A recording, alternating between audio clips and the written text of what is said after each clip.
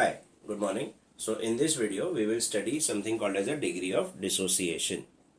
Okay, now what is this degree of dissociation? Usually ये हम देखते हैं in electrolytes. What are electrolytes? Are electrolytes वो होते हैं जो solvent में जाके dissociate होते हैं. So पहले मैं आपको electrolytes के बारे में बता देता हूँ. Electrolytes क्या होते हैं? They dissociate to form ions. Dissociate to form ions. अब इलेक्ट्रोलाइट्स दो टाइप के होते हैं. There are strong electrolytes and there are weak electrolytes. Okay, common sense से ज़्यादा डिफिकल्ट नहीं है. स्ट्रॉन्ग इलेक्ट्रोलाइट्स कौन होंगे? जो कंप्लीटली डिसोसिएट हो जाएंगे, सारे के सारे आयॉन्स में कन्वर्ट हो जाएंगे. So for example HCl, NaCl, NaOH. Okay, so HCl completely dissociate होगा to form H+ and Cl-. 100 molecules थे, 100 के 100 डिसोसिएट हो गए to give you H+ and Cl-. On the other hand weak वाले क्या होते हैं? वो पार्शियली डिसोसिएट होते हैं. स्ट्रॉन्ग वाले डिसोसिएट कंप्लीटली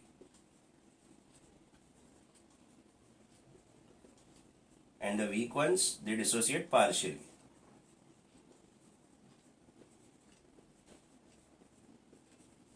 ओके, तो वीक वंस में क्या होगा? Something like a weak acid और a weak salt, like maybe say AgCl, maybe say acetic acid CH3COOH.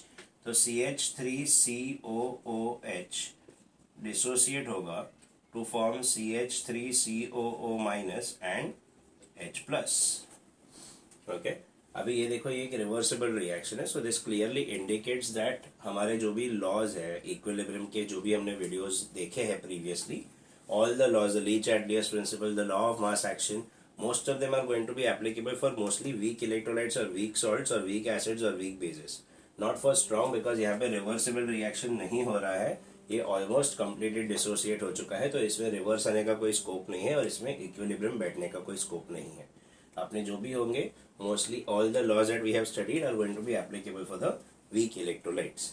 Now what is this degree of dissociation? Simplest of the languages में, 1 मोल अगर आपके पास electrolyte का है तो उसमें से कितने मोल्स डिसोसिएट होने वाले हैं. जैसे आपको यहाँ पे दिख रहा है कि इसे अज्यूम करो कि यहाँ पे आपके पास 100 मोल्स थे. ओके, उसमें से 30 मोल्स डिसोसिएट हो गए टू फॉर्म दीज आयॉन्स. तो 100 में से 30 डिसोसिएट हुए, तो 30 जो डिसोसिएट हुए इन 100, so that is your degree of dissociation. So simplest language, let's see the definition. Alpha is moles of electrolyte dissociated upon total moles of electrolyte present. Okay, in other words, I can also write it as it is a concentration of the ions upon original concentration of the electrolyte. ये चीज़ काफ़ी काम की है. हम लोग इसको use करने वाले हैं when we go further in a topic called the pH and the pOH scale. वहाँ पे हम इसको यूज़ भी करने वाले हैं. However, this is the original formula. और जैसे मैंने कहा कि अगर हम लोग ने अज्यूम किया कि इधर in this case for HCl 100 HCl थे, ओके, और 100 के 100 डिसोसिएट हो गए या ऑलमोस्ट 100 डिसोसिएट हो गए, तो कितने डिसोसिएट हुए? 100. कितने प्रेजेंट थे? 100. तो for a strong electrolyte the alpha value is approximately always equal to 1 और वेरी क्लोज टू 1. अभी इस केस में तो 1 ही है, बट 100% डिसोसिएट नहीं होता. Usually say around 98, 99, 99.9 something like that. Okay, 100% of course reaction नहीं होता है, just to give you an idea here. Okay, और वीक इलेक्ट्रोलाइट्स में क्या होता है? सर, अगर मेरे पास 100 एसिटिक एसिड के आयॉन्स है, ओके, और वो डिसोसिएट हो रहे हैं, say around only 30 acetic acid dissociate हुए. ये नंबर काफ़ी ज़्यादा है, but I am just giving this for your reference कि ऐसा इस तरह से कैलकुलेशन होता है. Okay, the numbers of course could vary. तो सर कितने डिसोसिएट हुए? 30. कितने प्रेजेंट थे? 100. So alpha for this is going to be number of moles dissociated upon total number of moles present, which is 0.3. So usually alpha for weak electrolytes, ये strong वाला था, alpha for weak electrolytes is usually pretty less than 1. Okay, सो अभी इसके बारे में हम देखते हैं कि what are the factors that are affecting the degree of dissociation. पहले ये देख लीजिए और लिख लीजिए वीडियो पॉज करके.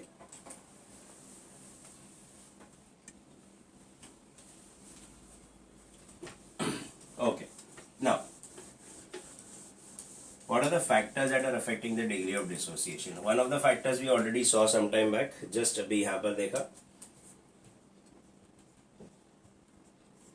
First was the nature of the electrolyte.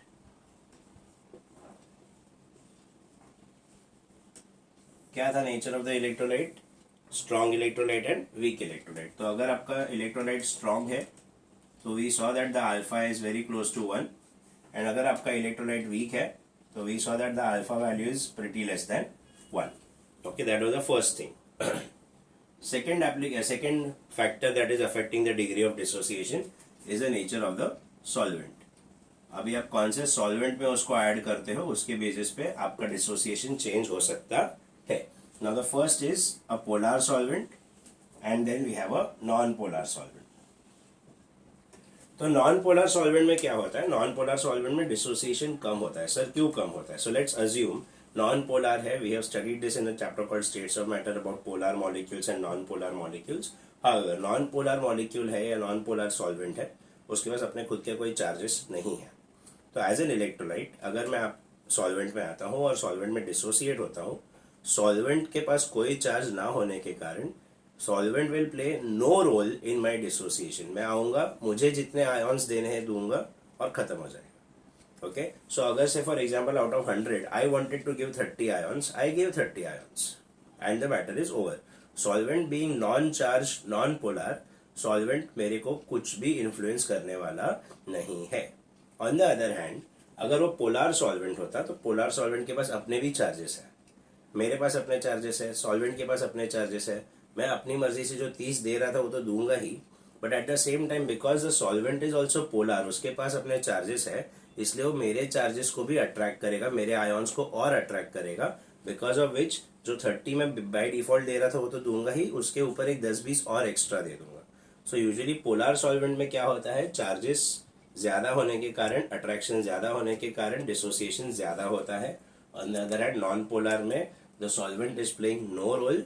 जो भी है इलेक्ट्रोलाइट ने अपनी मर्जी से दिया, उतना इसने एक्सेप्ट कर लिया और मैटर खत्म हो गया. Okay, so usually polar solvent में the degree of dissociation is on the higher side.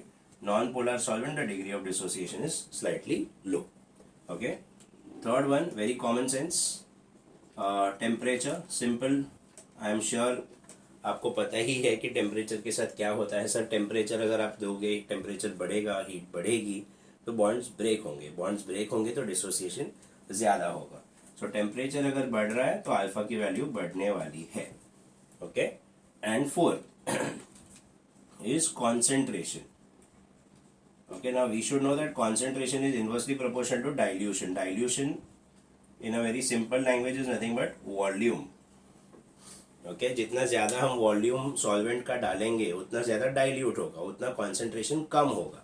ठीक है, ये तो रिलेशनशिप है between concentration, dilution and volume. लेकिन सर इसमें अल्फा कहाँ पर है? तो देखिए, अल्फा क्या था? डिसोसिएशन. डिसोसिएट क्यों होता है? जब हम सॉल्वेंट में डालते हैं तो जितना ज्यादा सॉल्वेंट डालेंगे उतना ज्यादा डिसोसिएशन होने का चांस बढ़ जाता है, और जितना ज्यादा सॉल्वेंट डालेंगे उतना वॉल्यूम ज्यादा होगा, उतना डाइल्यूशन ज्यादा होगा, उतना कॉन्सेंट्रेशन कम होगा. बट ये सब चीजों की वजह से डिग्री ऑफ डिसोसिएशन बढ़ने वाली है.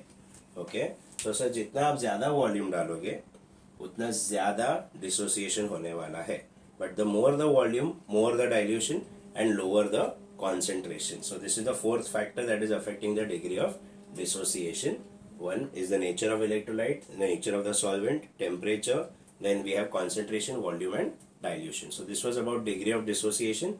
In the next video we will try to use this to derive a couple of formulae for weak acids and weak bases.